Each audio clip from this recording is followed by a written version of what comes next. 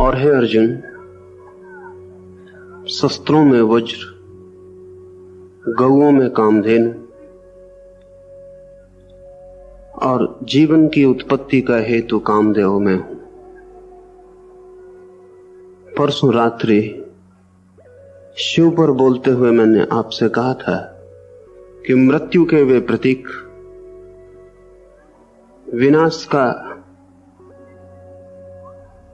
विनाश की शक्ति वे हैं, साथ ही प्रेम और काम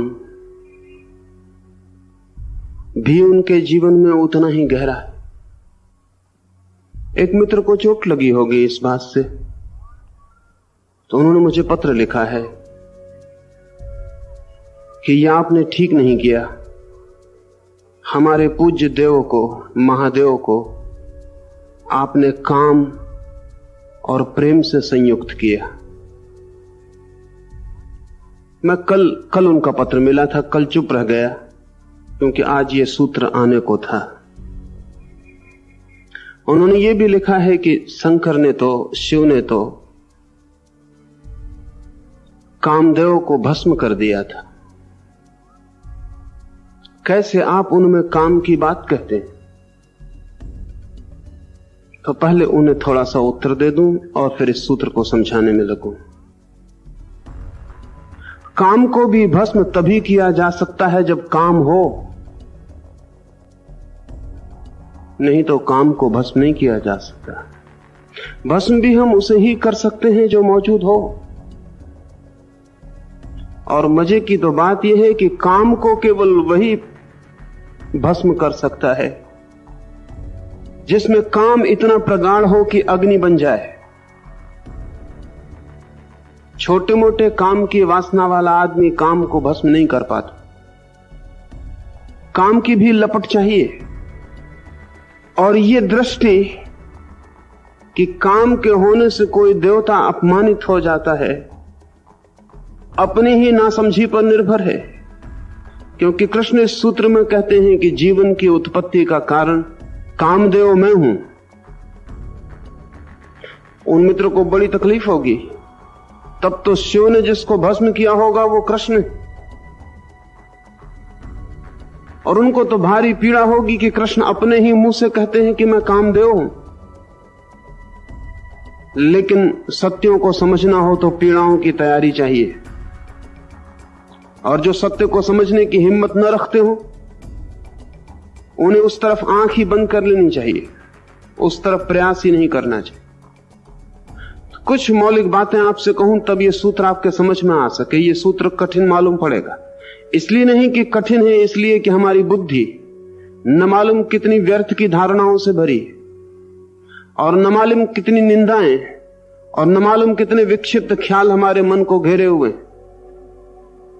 जीवन की समस्त उत्पत्ति काम से ही है, जगत की सृष्टि भी काम से ही है, सृजन का सूत्र ही काम है।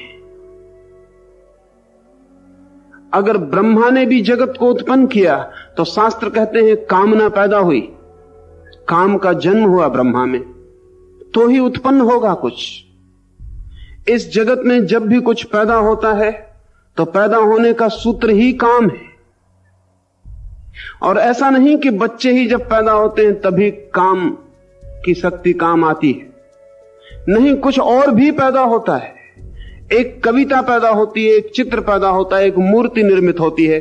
जहां भी कोई व्यक्ति कुछ सृजन करता है तो उसके भीतर जो ऊर्जा, जो शक्ति काम में आती है वो काम ही है। उत्पत्ति मात्र काम है, सृजन मात्र काम है। इसलिए जो लोग इस सत्य को बिना समझे काम से शत्रुता में लग जाएंगे, उनका जीवन निष्क्रिय और उनका जीवन सृजनहीन और उनका जीवन एक लंबी मृत्यु हो जाएगी। काम से ही सब उत्पन्न होता है, लेकिन इसका यह अर्थ नहीं कि काम में ही सब समाप्त हो जाता है। काम के पार जाया जा सकता है, लेकिन वो पार जाना भी काम के ही मार्ग से होता है। वो सृजन भी काम वासना के ही मार्ग से होता है। काम वासना क्या है और यह कामदेव की धारणा क्या है? शायद पूरी पृथ्वी पर हिंदू धर्म अकेला धर्म है जिसने काम को भी अपनी जीवन दृष्टि में समाहित किया है। यह बड़े साहस की बात, क्योंकि सामान्यतया धर्म काम के विरोधी है और हम सोच भी नहीं सकते कि कोई ईसाई परम पुरुष कह सके कि मैं कामदेव। हम सोच भी नहीं सकते कि कोई जैन धारणा इस बात की स्वीकृति दे सके ईश्वर को कहने की कि मैं कामदेव। यह असंभव है, सोचना भी असंभव। लेकिन कृष्ण इसे सहजता से कह रहे हैं और बड़े साहस की बात है। साहस की इसलिए है कि हम केवल काम वासना के एक ही रूप से परिचित,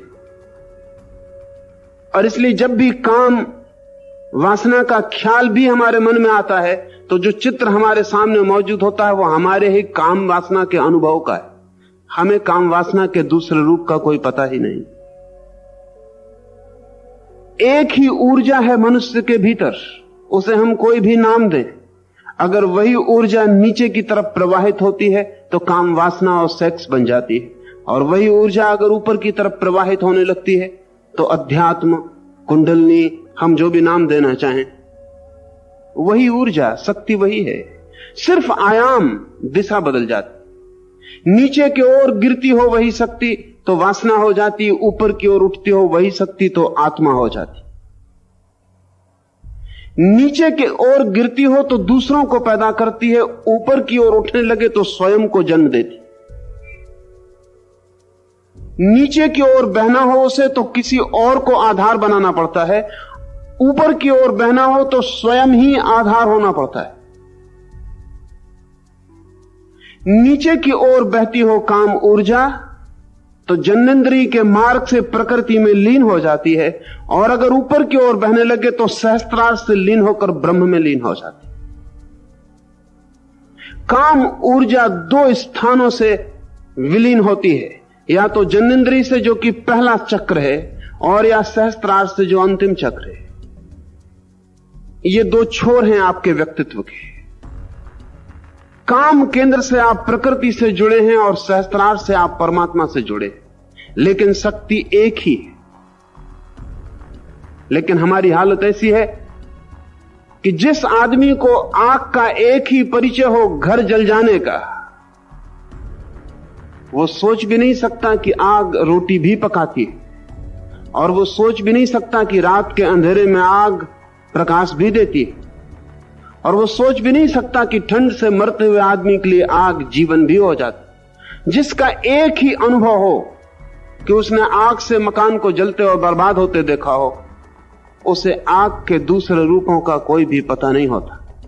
हम काम वासना के एक ही रूप को जानते हैं, जिससे हम अपनी जीवन शक्ति को क्षीण होते देखते।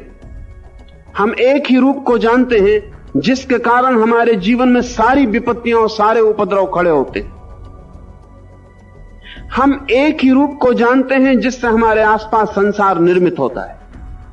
हम एक ही रूप जानते हैं जिससे क्रोध, लोभ, भय, ईर्ष्या, वैमनस्य सबका जन्म होता है।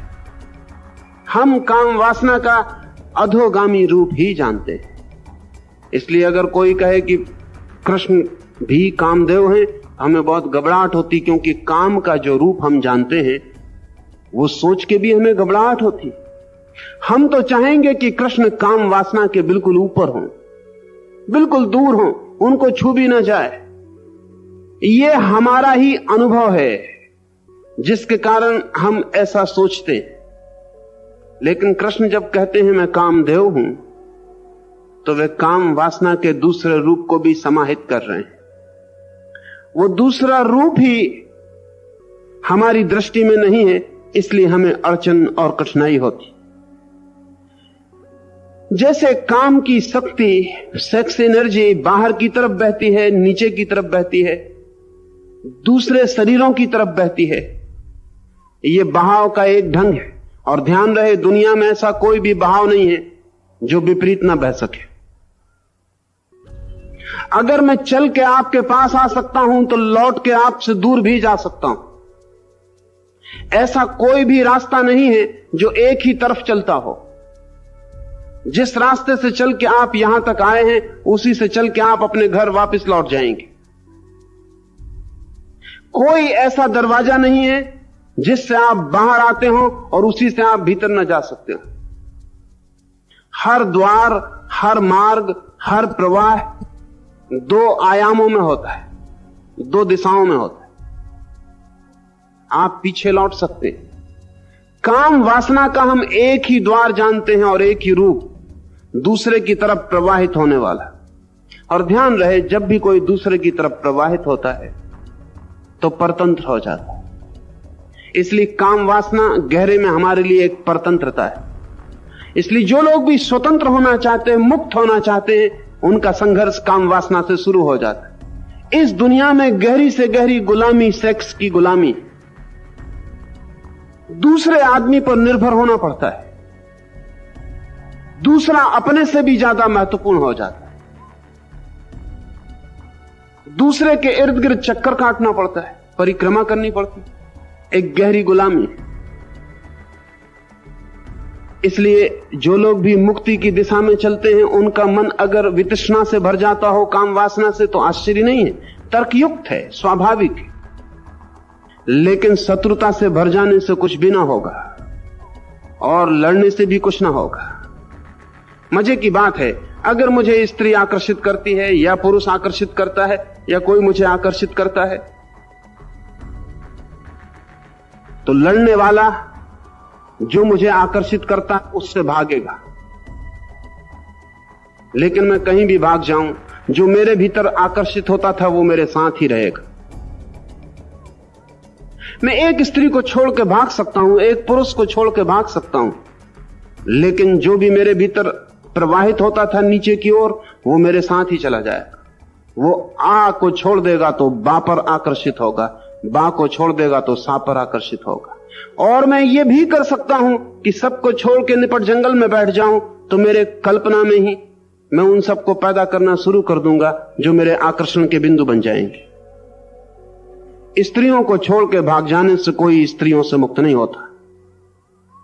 स्त्रियों के बीच रह के कभी मुक्त हो भी जाए, भाग के तो मुक्त होना बहुत मुश्किल हो जाता, क्योंकि जिससे हम भागते हैं वो हमारा पीछा करता है कल्पना में। और ध्यान रहे, कोई भी स्त्री वस्तुतः इतनी सुंदर नहीं है जितनी कल्पना में सुंदर हो जाती। न कोई पुरुष इतना सुंदर है जितना कल्पना में सुंदर हो जाता। कल्पना कहीं फ्रस्ट्रेट ही नहीं होती, कल्पना को कहीं विषाद का क्षण ही नहीं आता। वास्तविक अस्तित्व में तो हम सब विषाद को उपलब्ध हो जाते। जो शरीर कल बहुत सुंदर मालूम पड़ता था, 2 दिन बाद साधारण मालूम पड़ने लगेगा। 4 दिन बाद उससे ही घबराहट होने लगेगी, 15 दिन उस बाद उससे भागने का मन भी होने लगे। लेकिन कल्पना में ऐसा क्षण कभी नहीं आता। कल्पना बड़ी सुगंधित है। कल्पना के शरीरों से न पसीना बहता है, न कल्पना के शरीरों से दुर्गंध आती, न कल्पना के शरीर झगड़ते हैं, लड़ते हैं।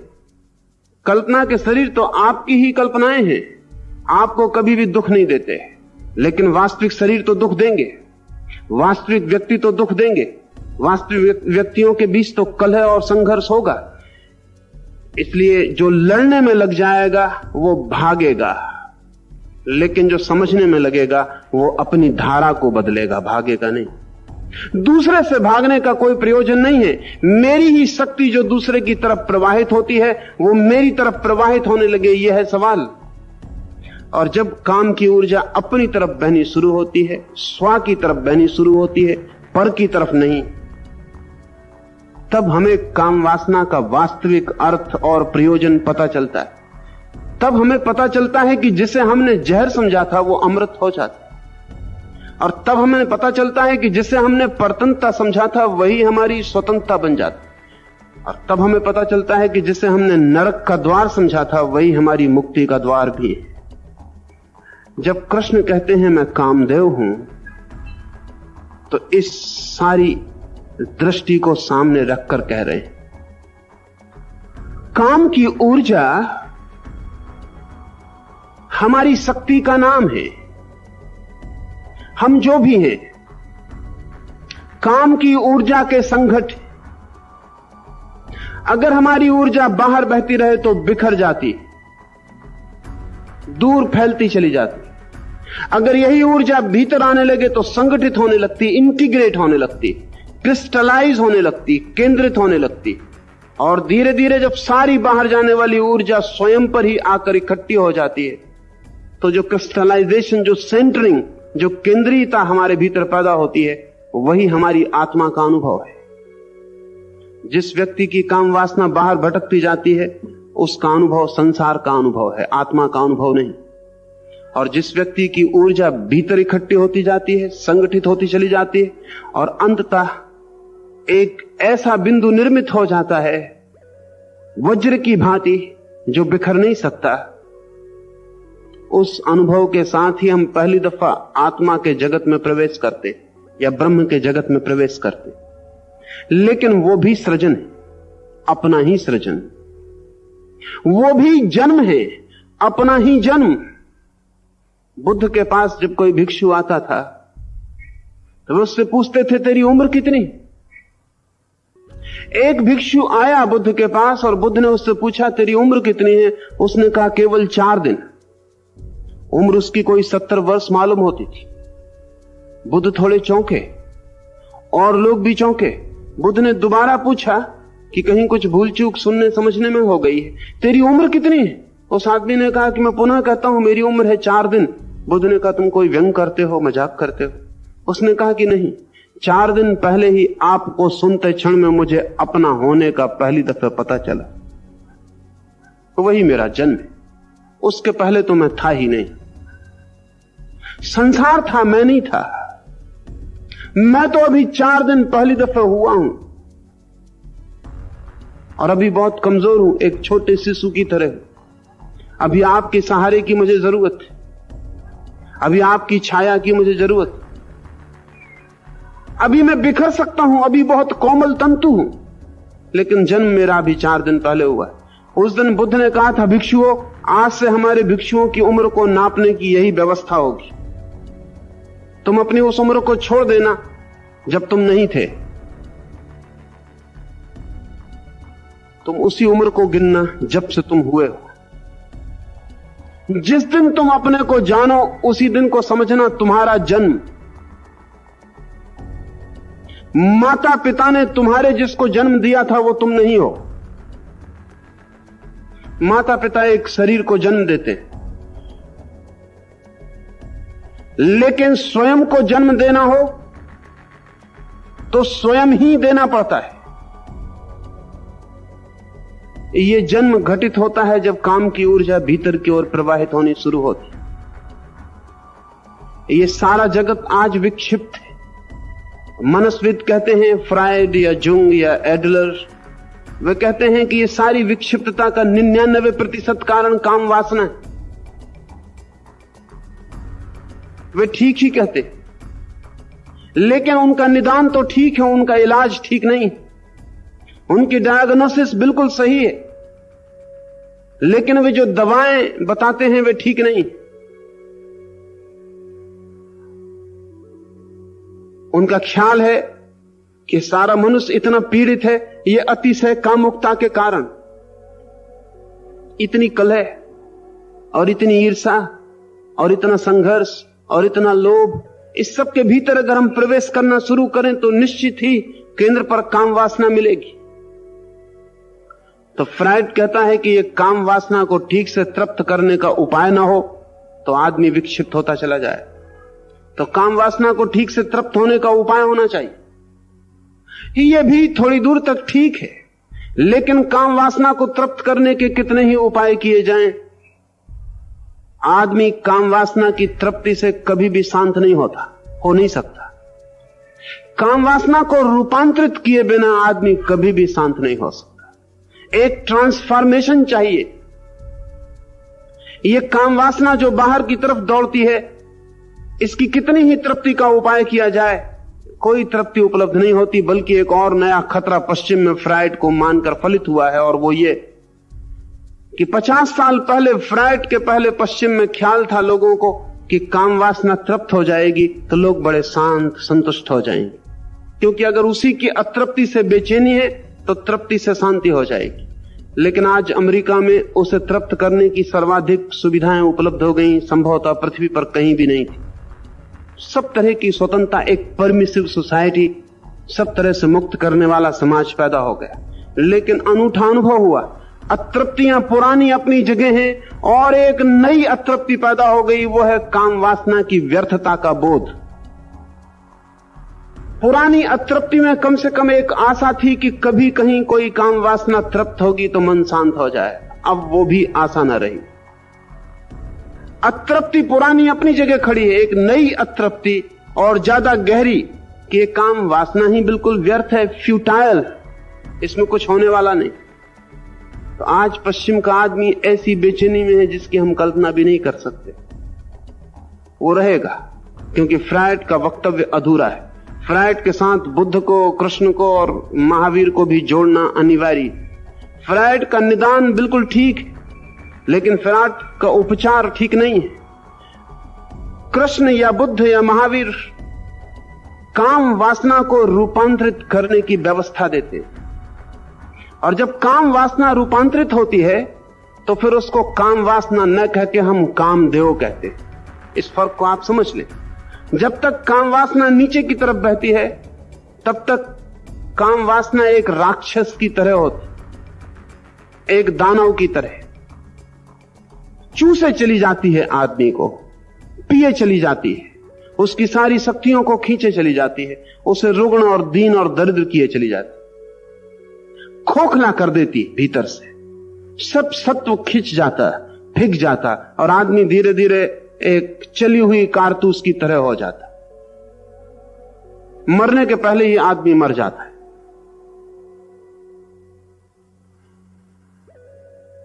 बूढ़े आदमी को खालीपन का अनुभव होता है, जैसे भीतर कुछ भी नहीं है।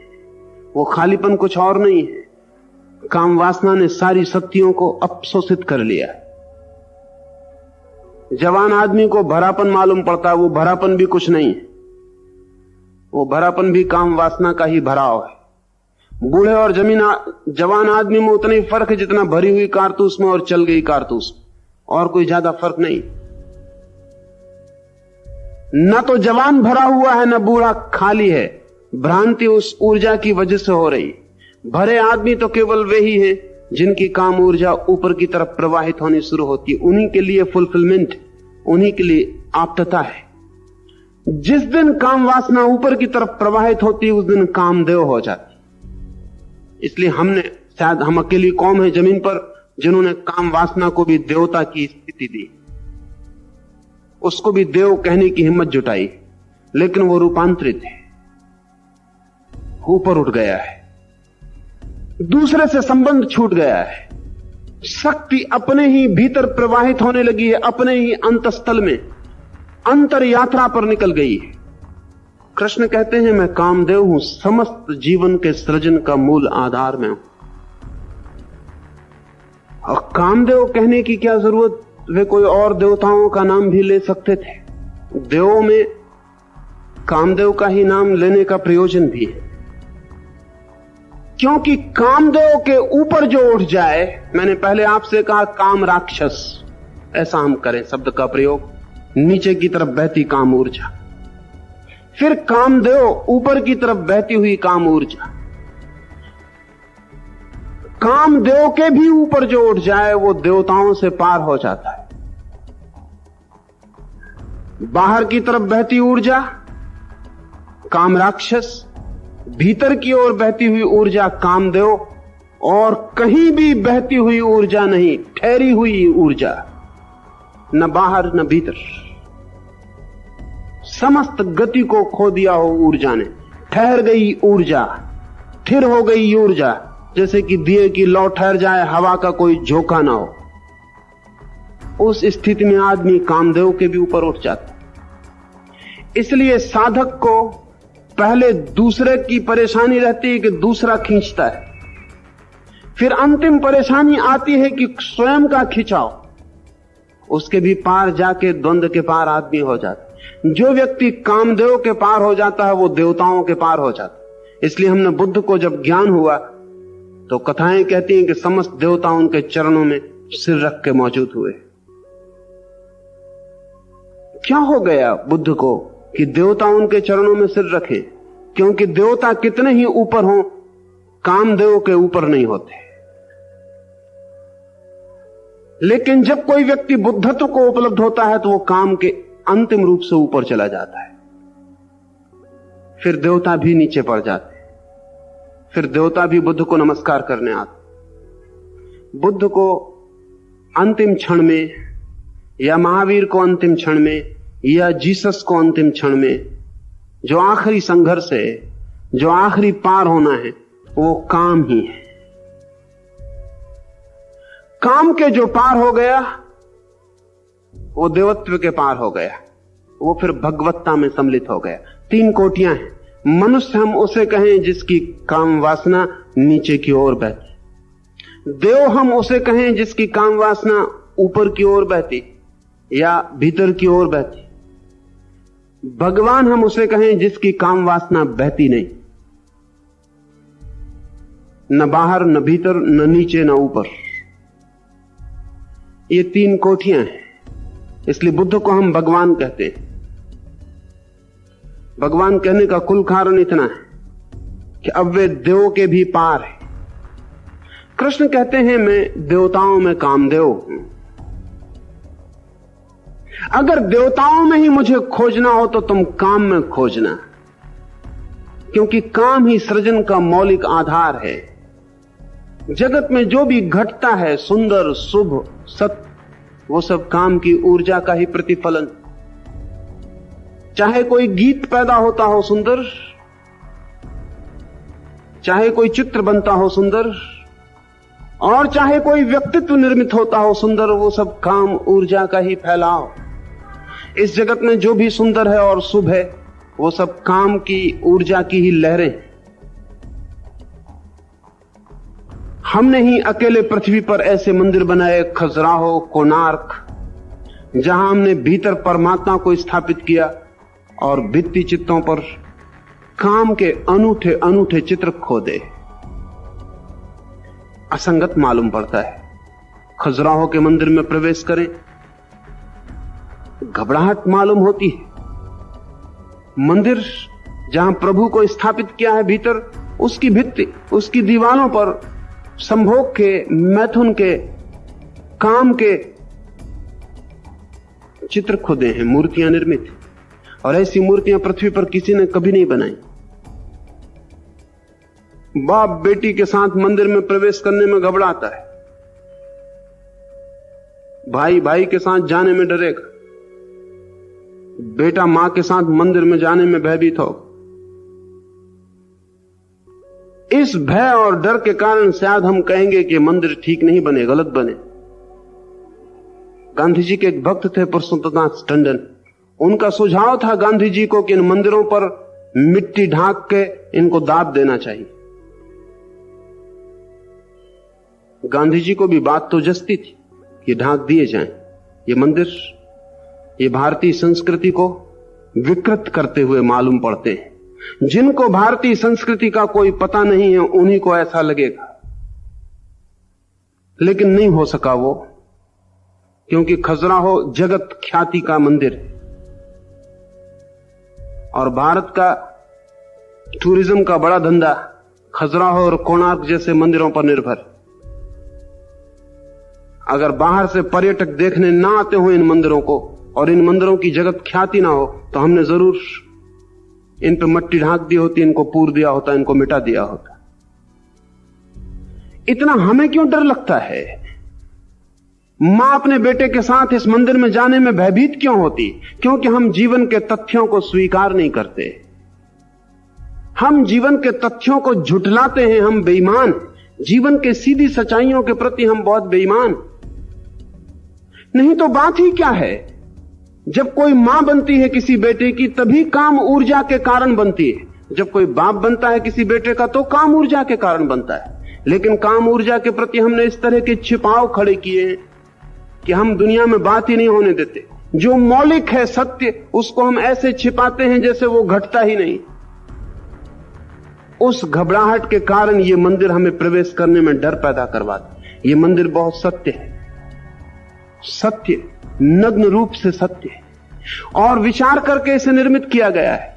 दीवाल के बाहरी हिस्सों पर काम वासना के चित्र हैं, और मंदिर इस बात का प्रतीक है कि जब तक तुम्हारा मन दीवाल के बाहर के चित्रों में लीन हो, तब तक भीतर प्रवेश नहीं हो सकेगा। जिस दिन तुम्हें बाहर मंदिर की दीवार पर खुदे हुए मैथुन के गहन चित्र जरा भी आकर्षित ना करें, उसी दिन तुम भीतर आना, उसी दिन तुम परमात्मा के मंदिर में प्रवेश कर सकोगे। संसार इस मंदिर के बाहर खुदे हुए चित्रों की परिधि है, और जब तक किसी का मन काम वासना में डोल रहा है, तब तक वो मंदिर में प्रवेश नहीं हो सकता। और काम वासना में डोलने के दो ढंग हैं, या तो काम वासना के लिए डोल रहा हो, या काम वासना से भयभीत होकर डर के डोल रहा हो। जो आदमी इस मंदिर के पास जाता है और आंखें गड़ा के इन चित्रों को देखने लगता है, वो भी उनसे उलझा है। जो इन चित्रों को देख के आंखें नीची करके दुबक के अंदर घुस जाता है, वो भी इन्हीं चित्रों से उलझा हुआ है। जो आदमी इन चित्रों के पास से ऐसे गुजर जाता है जैसे चित्र हो ही ना, वही आदमी मंदिर में प्रवेश के योग्य है। काम वासना से जो पार नहीं जाता, वो मंदिर में प्रवेश नहीं पा सकता। लेकिन काम वासना का विरोध करके कोई कभी पार नहीं गया है। इस जगत में समझने के अतिरिक्त पार जाने का कोई भी उपाय नहीं। लड़ते हैं ना समझ, जानते हैं समझदार, और जानना ताकत है, ज्ञान शक्ति है। बेकन ने कहा है, नॉलेज इज पावर। सभी अर्थों में सही है। जहां भी ज्ञान है वहीं शक्ति है, और जिस चीज का हमें ज्ञान है हम उसके मालिक हो सकते हैं, और जिसका हमें ज्ञान नहीं है हम उससे चाहे भयभीत हो, चाहे पराजित हो, चाहे उसके गुलाम रहें, चाहे उससे डर के भागते रहें, हम उसके मालिक कभी भी ना हो सकेंगे। आकाश में बिजली कौन थी? आज हम उसके मालिक हो गए। वैसे ही ठीक काम वासना और भी बड़ी बिजली, जीवंत बिजली, उसके भी मालिक होने का उपाय है। लेकिन मालिक केवल वे ही हो सकते हैं जो उसके प्रति भी सद्भाव रख के चले। जब कृष्ण कहते हैं मैं कामदेव हूं, तो सद्भाव रखा जा सकता है। तब कोई विरोध, तब कोई निंदा का सवाल नहीं है। तब यह भी शक्ति परमात्मा की है, और इस शक्ति का कैसे अधिकतम उपयोग हो सके, और कैसे ये शक्ति जीवन के लिए मंगलदायी हो जाए, और कैसे ये शक्ति हमारी मृत्यु का कारण न बने, वरन परम जीवन में प्रवेश का द्वार हो जाए, इसकी दिशा में मेहनत की जा सकती। सिर्फ अकेले हिंदुस्तान ने एक विज्ञान को जन्म दिया जिसका नाम तंत्र है। एक पूरे विज्ञान को जन्म दिया जिसके माध्यम से काम की ऊर्जा ऊर्ध्वगामी हो जाती, और जिसके अंतिम प्रयोगों से काम ऊर्जा स्थिर हो जाती, उसका प्रवाह समाप्त हो जाता। कृष्ण कहते हैं मैं कामदेव हूं। लेकिन इसका यह अर्थ नहीं है कि कोई काम वासना में पड़ा रहे। काम को भी दिव्य बनाना है, तभी यह कृष्ण के कामदेव की बात समझ में आएगी। उसे भी दिव्यता देनी है। हमारा तो काम पशुता से भी नीचे चला जाता है। दिव्यता तो बहुत दूर की बात। पशुओं की काम वासना में भी एक तरह की स्वच्छता है, और पशुओं की काम वासना में भी एक तरह की सरलता है, एक निर्दोष भाव है। आदमी की काम वासना में भी उतना निर्दोष भाव भी नहीं। आदमी की काम वासना लगती है पशुओं से भी नीचे गिर जाती। क्या कारण होगा? क्योंकि पशुओं की काम वासना उनकी शुद्ध शारीरिक घटना है, और आदमी की काम वासना शारीरिक कम और मानसिक ज्यादा है। मानसिक होने से विकृत है, मानसिक होने से विकृत है, सेरिब्रल होने से विकृत है। एक आदमी संभोग में उतरे, ये निर्दोष हो सकता है, लेकिन एक आदमी बैठ के और संभोग का चिंतन करे, ये विकृत है, ये बीमार है। तीन संभावनाएं हैं। या तो कामना, काम की शक्ति प्रकृत हो, नेचुरल हो, अगर नीचे गिर जाए तो विकृत हो जाए, अननेचुरल हो जाए, अगर ऊपर बढ़ जाए तो संस्कृत हो जाए, सुपरनेचुरल हो जाए। प्रकृत काम वासना दिखाई पड़ती है पशुओं में, पक्षियों में, इसलिए नग्न पक्षी भी हमारे मन में कोई परेशानी पैदा नहीं करता। लेकिन कुछ लोग इतने रुग्ण हो सकते हैं कि नग्न पशु पक्षी भी परेशानी पैदा करें। अभी मैंने सुना कि लंदन में बूढ़ी औरतों के क्लब ने एक इश्तेहार लगाया हुआ है और उसमें कहा है कि सड़क पर कुत्तों को भी नग्न निकालने की मनाही होनी चाहिए। अब बूढ़ी स्त्रियों को सड़क पर नग्न कुत्तों को निकलने में क्या ऐतराज होगा? इस ऐतराज का संबंध कुत्तों से कम इन स्त्रियों से ज्यादा है। इनके मन में कहीं कोई गहरा विकार है, वही विकार प्रोजेक्ट होता है। हम बच्चे को देखते हैं नग्न तो तकलीफ नहीं होती, बड़े आदमी को नग्न, बड़ी स्त्री को नग्न देखते हैं तो पीड़ा क्या होती? वो पीड़ा कोई विकार है, वो नग्न व्यक्ति में है ऐसा नहीं, वो हमारे भीतर है। आदिवासी हैं, उनकी स्त्रियां अर्धनग्न हैं, करीब करीब नग्न हैं, लेकिन किसी को कोई विकार पैदा होता मालूम नहीं होता। और हमारी स्त्रियां इतनी ढकी हुई हैं, जरूरत से ज्यादा ढकी हुई हैं, बल्कि इस ढंग से ढकी हुई हैं कि जहां जहां ढांकने की कोशिश की गई है वहीं वहीं उघाड़ने का इंतजाम भी किया गया है। हमारा ढांकना उघाड़ने की एक व्यवस्था है। हम ढांकते हैं लेकिन उस ढांकने में बीमारी है, इसलिए जो जो हम ढांकते हैं उसे हम दिखाना भी चाहते हैं, तो ढांकने से भी हम दिखाने का इंतजाम कर लेते। हमारी ढकी हुई स्त्री भी रुग्ण मालूम पड़ेगी, एक आदिवासी नग्न स्त्री भी रुग्ण मालूम नहीं पड़ेगी। वो प्रकृति है, पशुओं जैसी प्रकृति। एक और नग्नता भी है, एक पशुओं की नग्नता है, एक हमारी नग्नता है कपड़ों में ढकी। एक महावीर की नग्नता भी है, महावीर भी नग्न खड़े, लेकिन उनकी नग्नता से किसी को कोई बेचैनी नहीं मालूम पड़ेगी। और अगर बेचैनी मालूम पड़े तो जिससे मालूम पड़ती है वही जिम्मेवार होगा। महावीर की नग्नता फिर बच्चे जैसी हो गई, फिर इनोसेंट हो गई। अब महावीर की नग्नता में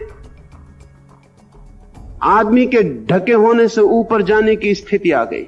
अब ढांकने को भी कुछ ना बचा। अगर हम महावीर से पूछें कि आप नग्न क्यों खड़े हैं, तो वो कहेंगे जब ढांकने को कुछ ना बचा। तो ढांकना भी क्या है? हम ढांक क्या रहे हैं? हम अपने शरीर को नहीं ढांक रहे। अगर बहुत गौर से हम समझें तो हम अपने मन को ढांक रहे हैं, और चूंकि शरीर कहीं खबर ना दे दे हमारे मन की, इसलिए हम शरीर को ढांके हुए बैठे। लेकिन जब कोई डर ही ना रहा हो, शरीर की तरफ से कोई खबर मिलने का उपाय ना रहा हो, क्योंकि मन में ही कोई उपाय ना रहा हो, तो महावीर नग्न होने के अधिकारी हो जाए। 3 संभावनाएं हैं। अगर काम वासना विकृत हो जाए, जैसी कि आज जगत में हो गई, एकदम विकृत मालूम पड़ती है और चारों तरफ से घेरे हुए है हमें। चाहे आप फिल्म देख रहे हो तो भी काम वासना अनिवार्य है, चाहे आप अखबार पढ़ रहे हो, चाहे आप किताब पढ़ रहे हो, चाहे कहानी पढ़ रहे हो। और ये तो छोड़ दें,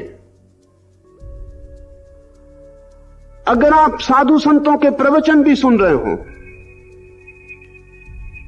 तो भी काम वासना अपना निषेधात्मक रूप प्रकट करती रहती।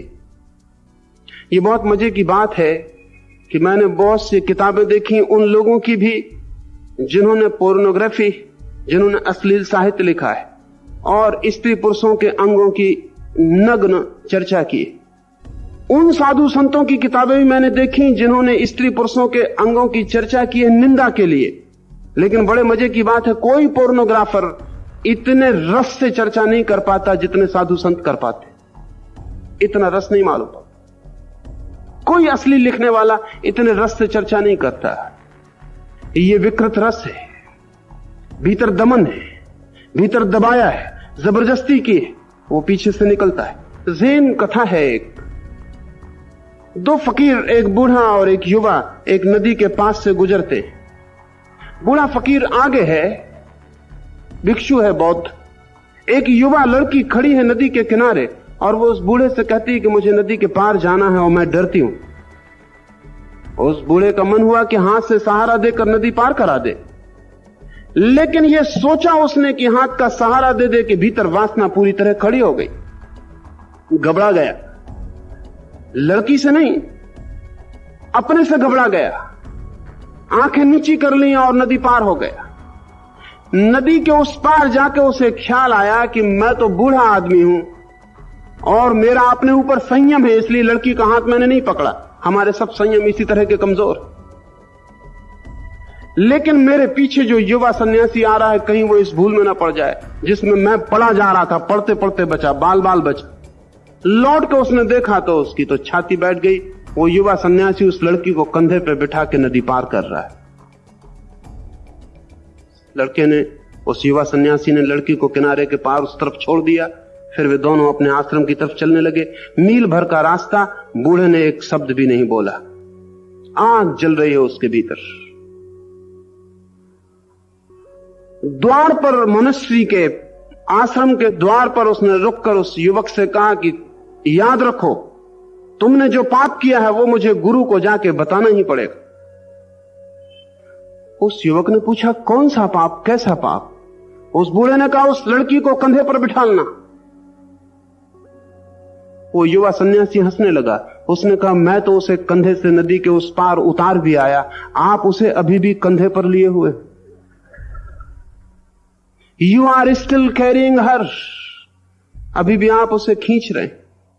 चाहे सिनेमा गृह में जाएं तो एक रूप है वासना का, और मंदिर में जाके चर्चा सुने तो ये खींचने वाला रूप है वासना का। लेकिन सब तरफ वासना घेरे हुए, सब तरफ वासना घेरे हुए। ये तो रुग्ण मालूम होती है अवस्था, पशु से भी नीचे गिर गई अवस्था मालूम पड़ती है। इससे ऊपर उठा जा सकता है, लेकिन उठने के लिए पहले ध्यान रखने की बात जरूरी जो है वो ये है कि जो भी इससे लड़ने लगेगा वो ऊपर नहीं उठ पाएगा। क्योंकि जिससे हम लड़ते हैं उसमें हमारा रस निर्मित होता है। आप अपने मित्र को भी भूल सकते हैं, शत्रु को भूलना इतना आसान नहीं। मित्र को भूल जाने में इतनी कठिनाई नहीं है, मित्र भूल ही जाते हैं, समय भुला देता है। लेकिन शत्रु को भुलाना बहुत मुश्किल है। जिससे आप लड़ते हैं उससे 24 घंटे लड़ना पड़ता है। और एक बड़ी कीमिया की बात है भीतरी कि जिससे आप बहुत दिन तक लड़ते हैं आप उसके जैसे ही हो जाते। किसी से भी लड़के देखें आप, अगर 2-4 साल किसी दुश्मन से आपकी दुश्मनी चल जाए तो 4 साल के बाद आप पाएंगे कि आप अपने दुश्मन जैसे हो गए। 2 मित्र भी इतने एक से नहीं होते जितने 2 शत्रु अंत में एक से हो जाते। क्योंकि जिससे लड़ना पड़ता है उसकी ही तरकीबें काम में लानी पड़ती, और जिससे लड़ना पड़ता है उसी की भाषा काम में लानी पड़ती, और जिससे लड़ना पड़ता है उसका सत्संग भी करना पड़ता है, और जिससे लड़ना पड़ता है 24 घंटे चेतना में उसका भाव बना रहता है। इसलिए काम वासना से लड़ने वाले लोग एक बहुत मानसिक व्यभिचार में पड़ जाते, भीतर व्यभिचार चलने लगता है, उनके सपने विकृत हो जाते हैं। अगर हम साधुओं के सपने देखें तो हम बहुत घबरा जाएं। वैसे सपने कारागृहों में बंद अपराधी भी नहीं देखते। सपने, अगर हम सपनों में प्रवेश कर सकें तो हमें बहुत घबराहट होगी। अच्छे आदमी बुरे सपने देखते, बुरे आदमी इतने बुरे सपने नहीं देखते। कोई कारण नहीं है देखने का, बुरा वो दिन में ही कर लेते, रात में करने को बचता नहीं। अच्छा आदमी जो दिन भर रोक लेता है, कभी आपने उपवास किया हो तो रात में आपको राजमहल में भोजन का निमंत्रण मिलेगा ही, जाना ही पड़ेगा। वो जो आपने दिन में रोक लिया है वो रात सपने में आपका मन पूरा करेगा। आप ये मत सोचना कि सपना है इसका क्या मूल्य, सपना भी आपका है, किसी और का नहीं। और सपना आपसे पैदा होता है, जैसे आपसे कर्म पैदा होता है वैसे स्वप्न भी आपसे पैदा होता है। अगर मैं एक आदमी को हत्या करता हूं दिन में तो मैं उतना ही जिम्मेवार हूं जितना मैं हत्या करने का सपना देखूं तब। अदालत मुझे नहीं पकड़ेगी, वो दूसरी बात। लेकिन सपना भी मुझ में ही पैदा होता है जैसे कर्म मुझ में पैदा होता है। कर्म भी मेरा है, स्वप्न भी मेरा है। और मजा यह है कि कर्म तो मैं किसी दूसरे से भी करवा सकता हूं, सपना में किसी दूसरे से नहीं दिखवा सकता। मैं किसी की हत्या करवाना चाहूं तो एक आदमी को भी रख सकता हूं, लेकिन मेरा सपना मैं ही देख सकता हूं, दूसरा नहीं देख सकता। नौकर नहीं रखे जा सकते। इसका मतलब यह हुआ कि कर्म से भी गहरा संबंध सपने का मुझसे है। सपने के लिए तो मैं निपट जिम्मेवार हूं और कोई जिम्मेवार नहीं।